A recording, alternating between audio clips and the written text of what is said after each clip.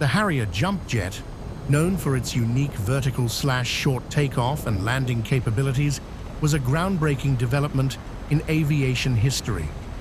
Its evolution is deeply intertwined with post-World War II innovations in aircraft design, Cold War military strategy, and the need for more versatile combat aircraft. The journey to the Harrier's operational status is a story of overcoming technical hurdles, bold engineering, and collaborative efforts between British and American aerospace industries. Early concepts and prototypes.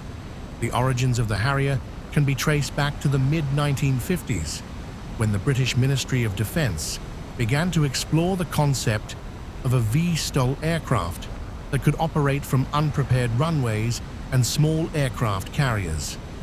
The inspiration came from the increasing threat of airfield vulnerability during the Cold War, as it was clear that conventional runways could be easily targeted in a major conflict.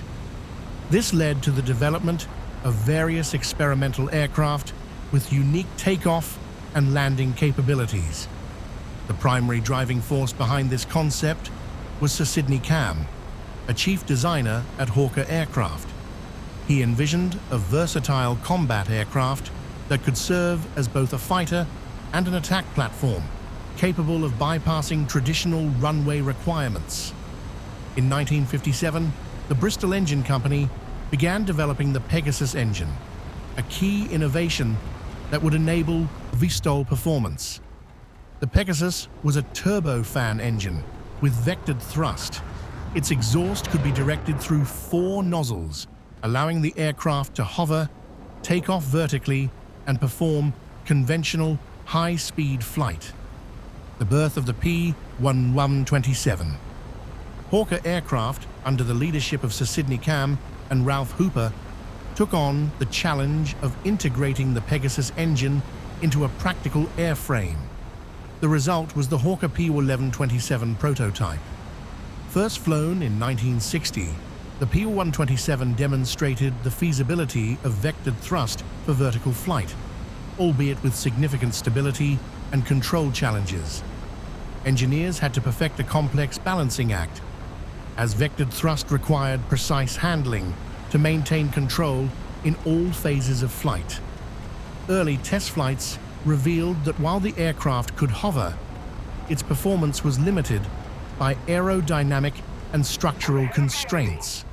Overcoming these difficulties required incremental improvements to the engine, avionics, and airframe. Despite these challenges, the P-1127 attracted the interest of both the British Royal Air Force, RAF, and the United States Department of Defense, which saw potential in its revolutionary design. The Kestrel, a collaborative experiment. In 1961, the P-1127 was refined into a more advanced prototype, the Hawker Kestrel. The Kestrel was a joint NATO project involving the UK, the US, and West Germany. A small fleet of 9 Kestrels was built for testing, which began in 1964. The NATO Tripartite Evaluation Squadron was established to put the Kestrel through rigorous operational testing, focusing on its ability to operate from forward bases and improvised airstrips. The Kestrel tests were largely successful, confirming the viability of the VTOL concept for military use. Pilots from the RAF, the US Air Force, and the German Luftwaffe flew the aircraft in a variety of scenarios, from short takeoffs to vertical landings and conventional combat maneuvers. The lessons learned from these trials fed into the design of a more robust and combat-ready aircraft, the Harrier. The Harrier GR-1, entering service. By the late 1960s, Hawker Siddeley, the successor to Hawker Aircraft, had refined the Kestrel into a production-ready model, the Harrier GR-1. The GR-1 entered service with the RAF in 1969, making it the world's first operational VTOL fighter.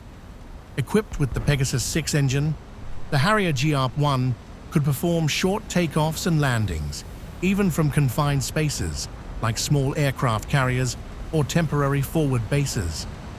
The Harrier's capabilities made it uniquely suited for tactical flexibility.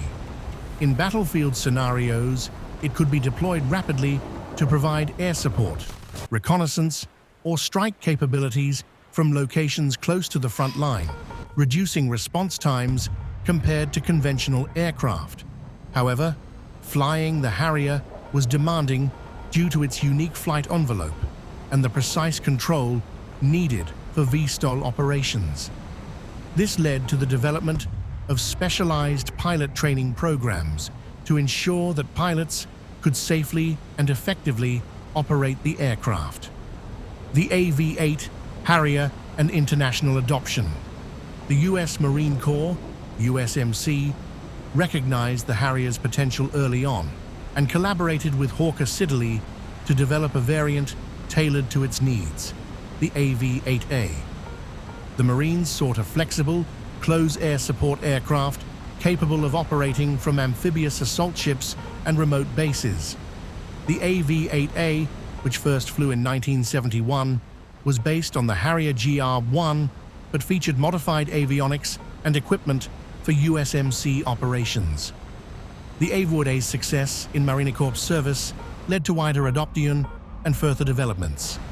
In the late 1970s, McDonnell Douglas and British Aerospace, the successor to Hawker Siddeley, collaborated to produce the AV-8B Harrier II.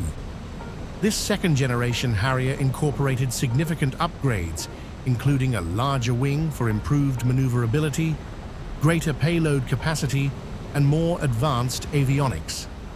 The AV-8B became a mainstay of the USMC's aviation fleet and served in various combat theaters, from the Falklands War to the Gulf War. Operational history and impact. The Harrier's operational history is a testament to its unique capabilities and the strategic advantage provided by its VSTOL design. The aircraft saw its first combat use during the Falklands War in 1982. RAF Harriers and Sea Harriers, a naval variant, played a crucial role in air defense and ground attack missions, operating from small carriers and makeshift runways on the islands. Their ability to take off and land in confined spaces proved invaluable, showcasing the tactical flexibility envisioned by its designers. The Harrier continued to serve in various conflicts throughout the late 20th and early 21st centuries, including the Gulf War, the Bosnian conflict, and operations in Afghanistan and Iraq. Its ability to operate from austere locations, coupled with its precision strike capabilities, made it a versatile platform for modern warfare. Legacy and conclusion. The Harrier Jump Jet represents a landmark in aviation technology, merging cutting-edge engineering with innovative military strategy. Its development marked the successful realization of a concept that many thought impossible, a jet aircraft that could take off and land vertically, yet still perform effectively in conventional flight roles.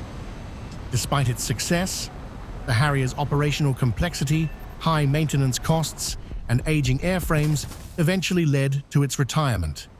The UK retired its Harrier fleet in 2010, and the USMC followed suit in 2015.